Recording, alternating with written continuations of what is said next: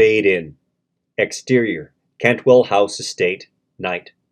The skeleton of the stately home rests in the shadows of great willows. Lightning flashes on dark wood, stained bricks, and the Kentwell family K over the main doors. Loud thunder crashes in the air. Interior, Kentwell House, West Hallway, night. Frame flashes of light illuminate cold Victorian tiles and dusty black wainscoting.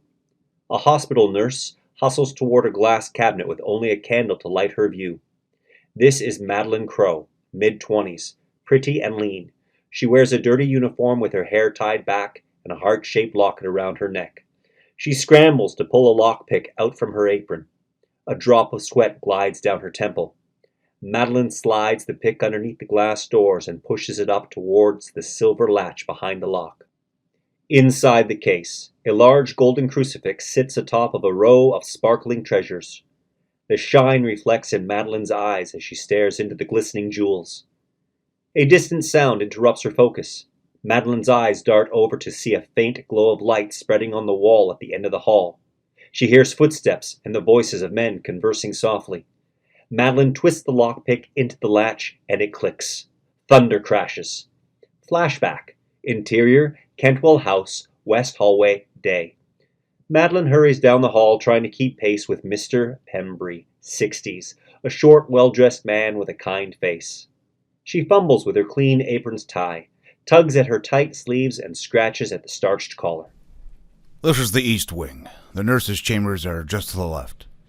Madeleine's eyes drift to a frail old soldier who passes them in a squeaky wheelchair. His coughs boom and echo throughout the hall. Madeleine flinches at every explosive burst. The others will be excited to see help. The wounded are coming in droves now. God bless them. They continue down the hall and pass a room where a nurse, Charlotte, 20s, exits with a pile of bloody rags. Inside, Amy, 20s, holds down a wounded, screaming soldier. Madeleine's face goes white. She covers her mouth as her stomach churns. She looks away and up at a broken window covered by wooden boards. Pembry notices her gaze. Thieves, I'm afraid. The break-ins have been more frequent since Kentwell passed. It's terrible what some men are willing to do. Madeleine brushes her hair back nervously as Pembry carries on ahead. She turns to the hall behind her. Thunder crashes. Interior, Kentwell House, West Hallway, night. The glow against the wall has grown brighter, and the footsteps louder. Madeleine swings back to the case and tries to twist the lockpick free, but it is stuck in the latch. Madeleine shakes it desperately, rattling the case. The footsteps grow louder. Madeleine rattles the case harder. Thunder crashes.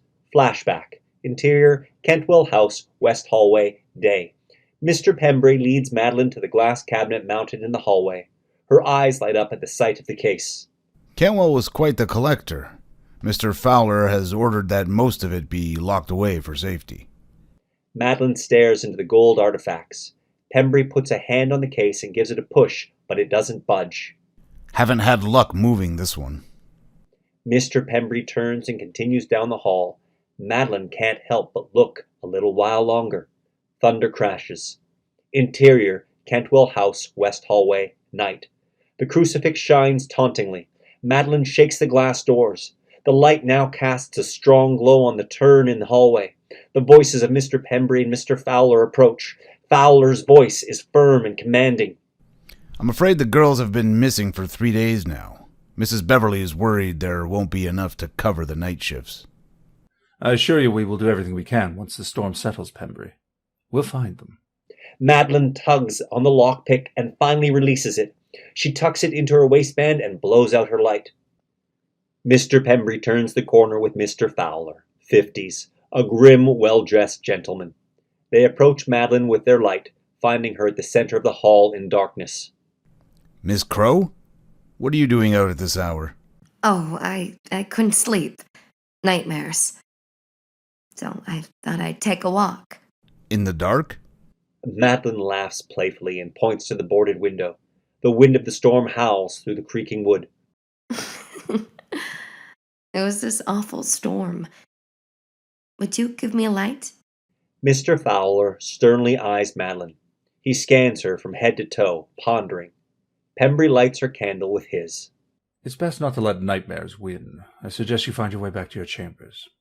Yes, we can't have anyone else unaccounted. Fowler subtly jabs an elbow into Pembry's gut. Do excuse us, Miss Crow. I hope you can find some rest. The men walk down the hall, and Madeleine watches them disappear from her small island of candlelight. She takes a look at the lockpick in her hand. Interior, Kentwell house, kitchen, day. Rain pounds against the tall windows of the kitchen. Madeleine stands alongside Charlotte, Amy, and Lily, 20s, frantically wiping down trays and sorting clean dishes. Interior, house, mess hall, day. Madeleine sits at an overcrowded table, shoulder to shoulder with Lily and Amy. They eat foul, bubbling bowls of stew. Interior, patient room, day. Madeleine kneels on the hardwood floor, sluggishly scrubbing a bloodstain out of the boards. Lily steps in to assist her. Interior, nurse chambers, night. Amidst a chorus of snores and rows of cold iron bed frames, Madeleine's 2 feet drop down to the floor. Interior, Kentwell house, west hallways, night. Madeleine rushes down the dark hallway. A frayed satchel hangs from her shoulder. The golden crucifix sparkles inside. She hurries to turn down another hall, but stops at the sound of keys jingling around the corner. Madeleine pokes her head around the wall to see Mr. Fowler looking up at a tall, arched door. Madeleine hides around the corner as he walks toward her. Fowler tucks a large ring of keys into his coat pocket as he passes her. Madeleine goes to follow Fowler, but stops in her tracks. She turns to study the door behind her, intrigued. Fowler has ordered that most of it be locked away. Madeleine looks back down the hall and then down at her satchel full of treasures. She takes another look at the door and runs towards it, lockpick at the ready. Interior, Kentwell's room, night. The door creaks open softly. Madeleine walks forward. The room is large with high ceilings and dark wooden floors. A dark, discolored floral wallpaper lines the walls with odd grooves and tears. At the center of the room, a veiled figure lies on a Victorian bed. A blood-stained sheet rises and falls with the labored breaths of the hidden body underneath. Madeleine shudders and backs away from the bed, covering her mouth again. She swallows her vomit and turns behind her to see a small chair at the far corner of the room. The chair, short and worn, sits plainly in silence. Madeleine watches it intently as it almost appears to be looking back. The body coughs from the bed, startling Madeleine out of her daze. Focused again, she turns to the other end of the room to see a writing desk, and underneath it, a large, decorative antique chest. She breathes a sigh of relief and smiles. Madeleine approaches the chest and sets her candle next to a blue teacup atop the desk. She takes a knee and passes her hand along the aged wood and the cold metal lock. She grabs her lockpick and tries to work the lock, but it won't budge. Madeleine grips the lock. Flash, house, hallway, night. Mr. Fowler tucks a large ring of keys into his coat pocket. Back to scene. Of course. Madeleine takes out a slip of parchment and a pen, notes the unique shape of the keyhole, and stuffs it back into her satchel. She goes to rise, but knocks her head against the desk, causing the teacup to crash to the floor. She waits for a beat, but hears nothing. After a sigh of relief, she scoops up the pieces of ceramic and rises to place them on the table. Behind her, Mrs. Kentwell, a ghoul in torn gown, sits in the chair watching her. Madeleine grabs her candle and turns to leave the room. Mrs. Kentwell vanishes as she walks past. Interior, Kentwell house, west hallway, night. Madeleine locks the door quietly. She lets out a sigh, turns around, and steps into an old soldier with a burnt face. The man is rotten. She will die. Madeleine gasps and stumbles back against the door. The man bites at her violently. Die! Lily quickly steps around the man and grabs him. That's enough. Come this way. She turns the man around and steers him away as he continues to snarl menacingly. Madeleine catches her breath, clutching her necklace. Best get to bed, miss. The boys get restless at night. Madeleine, white as a ghost, nods and dusts herself off. Interior, Kentwell House estate, day. Rain falls lightly on the house. Crows gather on a tree branch. Worms move out of the dirt below the long grass. Interior, Kentwell house, hallway, day. Soft light shines on a grandfather clock and the painting of a black heart. Lily passes by carrying a basket. Interior, house, coat room, day. Coats and scarves are draped along the walls. Madeleine sits at a small table, sketching on the parchment. Lily steps into the room and approaches Madeleine, who folds up the drawing. For you. She drops an envelope at the table. Madeleine picks it up and reads the address. She tears it open and unfolds a letter.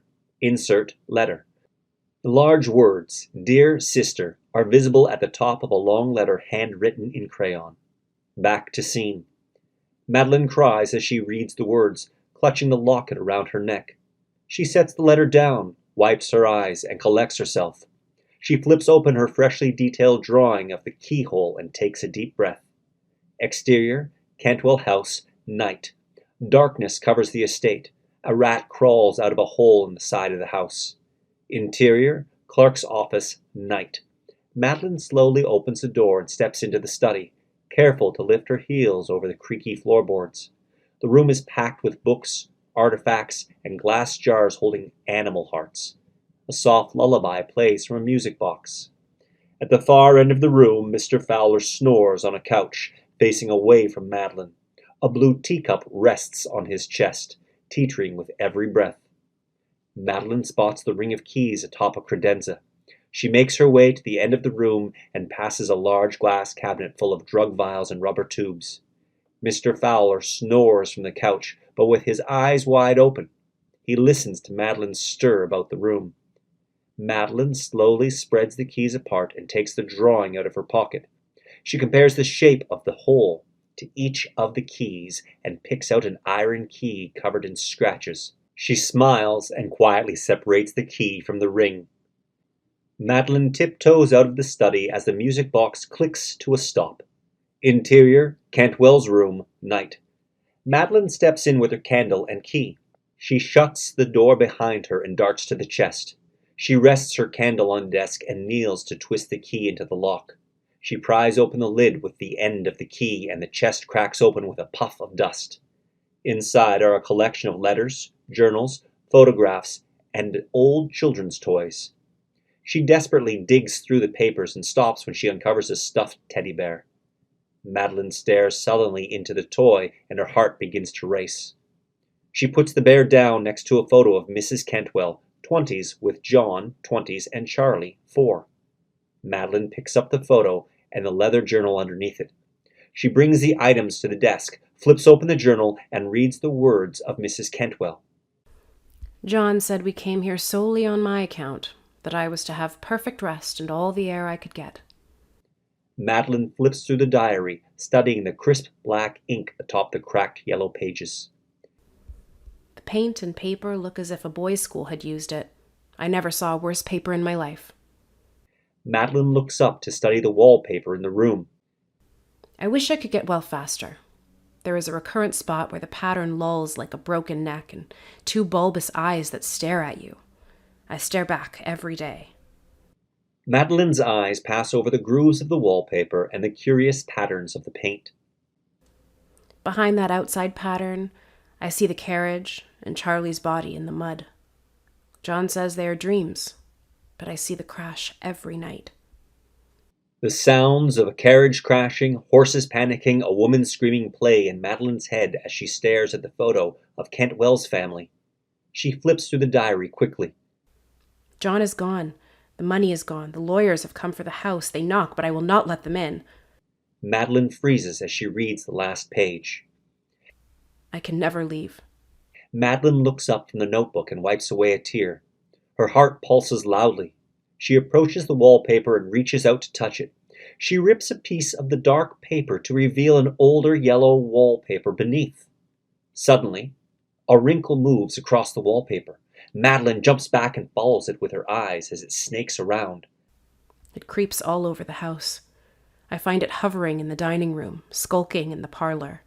Madeleine watches the wrinkle circle the room until it lands on a dark stain on the wall beside her. It wants to get out. Madeleine steps back as she realizes the dark stain is the shape of a tall woman. Madeleine gawks as the stain pushes out of the wall, and the form of Mrs. Kentwell appears to crawl out of the wallpaper. Madeleine stumbles back. The candle on the desk blows out. Madeleine falls to the floor. She hears a loud thud and turns to see the door to the room now open. She turns back to the wall and sees it flat again. Behind her, Mr. Fowler appears and stabs her with a syringe. Black. Interior, abandoned room, day. Madeleine's eyes blink open, seeing only white. She cannot speak and she can barely move. She panics and struggles until finally the white clears and she can see an old wooden ceiling above her. Madeleine lies gagged in a bed with a large white sheet draped over her body. With her head now freed, she looks around the empty room. Madeleine moves to leave the bed, but she is pulled back by ropes around her wrists. She looks and sees she is tied to the bed frame and an IV has been injected into her arm. Madeleine tugs at the ropes but fails to move them at all. Exterior, Kentwell House, day. Rain falls lightly against the windows of the house. Interior, abandoned room, day. Madeleine scratches at the bedpost with her fingernails. Her fingertips are cracked and bloody. She scratches until she peels a chip of sharp wood, leaving a large rough surface on the post. Her eyes widen. Madeleine lifts her bonds and saws the rope against the post. Interior, Kentwell House, hallway, night. The grandfather clock ticks in the glow of moonlight. Interior, abandoned room, night. Madeleine, sweaty and pale, saws the unbroken rope. Her arm drops from exhaustion and hangs from the bed. She looks at the bruising on her wrists. Madeleine's eyes slowly blink until they shut. Nightmare visions in quick flashes. A key twists into a lock. A spider crawls on Charlie's tombstone. Mrs. Kentwell stares at the wallpaper. Mrs. Kentwell's hand writes the words of her diary. Fowler grabs vials from his cabinet. Mrs. Kentwell scratches wildly at the wallpaper. Fowler injects liquid into a female arm. Mrs. Kentwell steps up into an open window. Fowler's tongue glides across a naked female leg. Interior, abandoned room, night. Madeleine jolts out of her sleep, her eyes wide. She sees the room of the door is now open. She quickly turns her gaze to the ghost of Mrs. Kentwell, towering over her at the end of the bed. Mrs. Kentwell stretches her torso with cracks and squelches until she is hovering over Madeleine and nearly face to face. Her tangled wet hair drips onto Madeleine's cheeks. Drip, drip, drip. All Madeleine can do is stare into her dead black eyes. Kentwell reaches out and grips Madeleine's throat, slowly choking her with her cracked gray hand. She raises her other hand and touches a bony finger to Madeleine's forehead. Madeleine's eyes roll over white. Madeleine's memory, interior, London cottage, day. The cottage is small and crowded. Holes in the ceiling and walls have been patched with boards, sacks, and rusty nails. Madeleine sits with Abby, 7, wrapping her in a blanket near a crumbling fireplace. A distant explosion rattles the house, and dust rains down on the girls. Dirt comes down onto an old framed photo of Mr. and Mrs. Crow, 30s, with young Madeleine, 15, and baby Abby, 1. At the fireplace, Madeleine passes her hand through Abby's light brown hair. A tear glides down Madeleine's cheek. I promise I'll be back soon. Madeleine grabs a stuffed bear and gives it to Abby, who squeezes it tight. Madeleine sniffs back her tears and lifts Abby's chin, revealing a matching heart locket on her neck. You be good. Madeleine kisses her forehead and rises from the floor. Interior, abandoned room, night. Madeleine's eyes dart from side to side underneath her closed eyelids. Kentwell's finger remains pressed to her forehead. Still hovering above Madeleine, Mrs. Kentwell tilts her head to the side and leans in for a closer look. The ghoul slowly releases her grip around Madeleine's neck. Madeleine's memory, interior, London cottage, day. Madeleine walks to the door to meet Laurel, 65, an older woman waiting with a coat. Madeleine reaches into her pocket and pulls out a sack of coins. I'll be back with more. Try to make the bread last. She eats too fast. Laurel takes the bag and helps Madeleine with her coat. She hands her the satchel and a garment bag. You be careful up there. Don't like you going after another house. Another explosion rattles the walls. Madeleine flinches and Laurel puts a hand on her shoulder to steady her. They share a soft smile. Madeleine looks at Abby one last time and waves goodbye before grabbing the door. Interior, abandoned room, day. Madeleine snaps awake. She looks around the empty room, now softly lit with sunlight. Kentwell is gone. Madeleine looks at her wrists that are now black. She screams into her gag. Madeleine quickly grabs the rope and continues sawing. She tugs on the rope until it finally snaps. She lets out another muted scream and cries.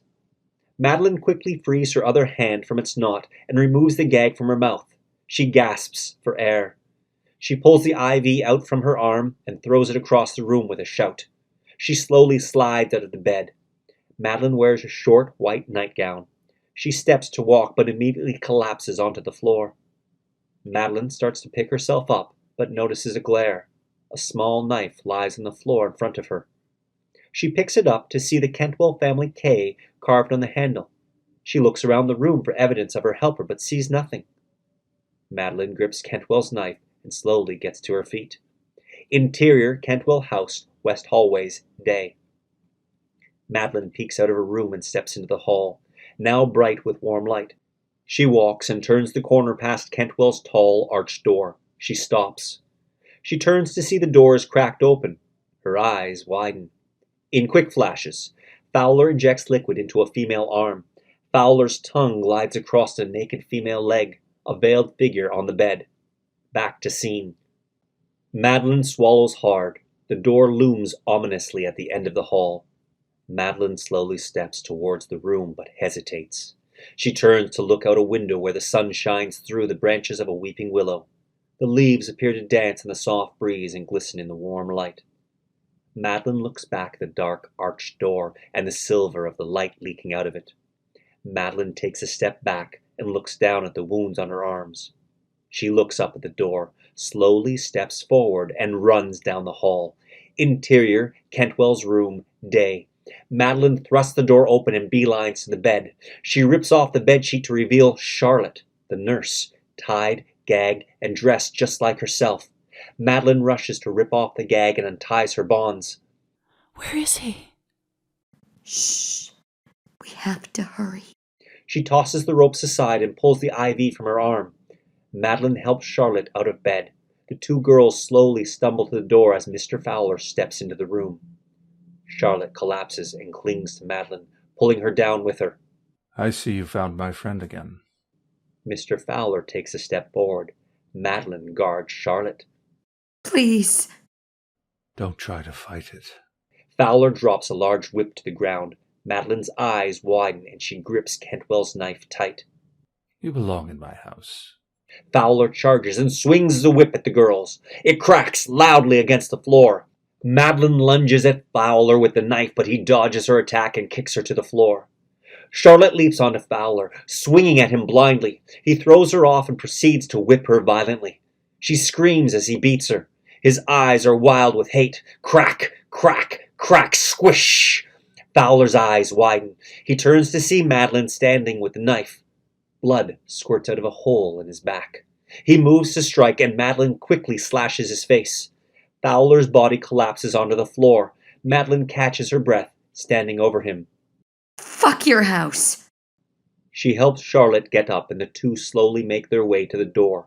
Charlotte is bruised and bloody. Behind them, Fowler slowly rises. His mouth is cut open into his cheeks, and loose flesh hangs from his face, dripping blood onto the floor. You bitch! Madeleine looks past Fowler as she notices Mrs. Kentwell lurking in the corner of the room. Fowler's eyes go white, and he flops onto the floorboards. Madeleine and Charlotte stumble back, avoiding his body. They look up and see Mrs. Kentwell nod to them. Madeleine grabs Charlotte and hurries her out the door. She takes one last look at Fowler's body, and she steps away and shuts the door behind them. Their footsteps recede. Exterior, Kentwell House, Estate, day. Sunlight bathes the house in a warm golden glow. Exterior, Kentwell House, day.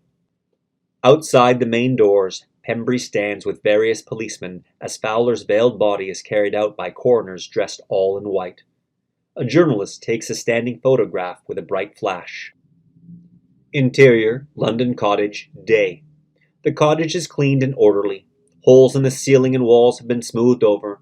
Madeleine sits with Abby, playing backgammon by the fireplace. Abby makes a move and smirks at her sister. Madeleine gasps and gawks at Abby, who giggles. In the kitchen, Laurel smiles as she cuts up vegetables. There's a knock at the door. Laurel looks over her shoulder. Abby's eyes light up and Madeleine smiles at her. Exterior, London cottage, day. Madeleine opens a door for Charlotte, who stands in a long coat carrying a basket of goods. Her wounds have healed, but the scars remain. They share a big smile and embrace for a moment. Madeleine turns to let Charlotte inside, where Abby jumps up to hug her and laughs excitedly. Madeleine slowly closes the door as light snow falls. Fade out.